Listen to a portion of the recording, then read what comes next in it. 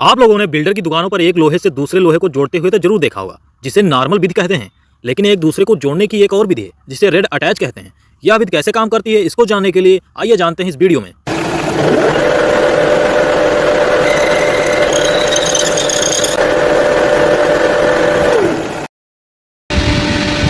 तो इस विधि का इस्तेमाल बहुत ही सख्त जुड़ाव के लिए किया जाता है। इसमें एक लोहा दूसरे लोहे से बहुत ज्यादा गर्म होकर पिघल कर सेट हो जाता है, जो कभी टूटता नहीं। जबकि नॉर्मल विधि में एक दूसरे को जोड़ने पर आसपास जुड़ जाता है, लेकिन बीच का गैप खाली रह जाता है, इसलिए वो इतना मजबूत नहीं रहता है।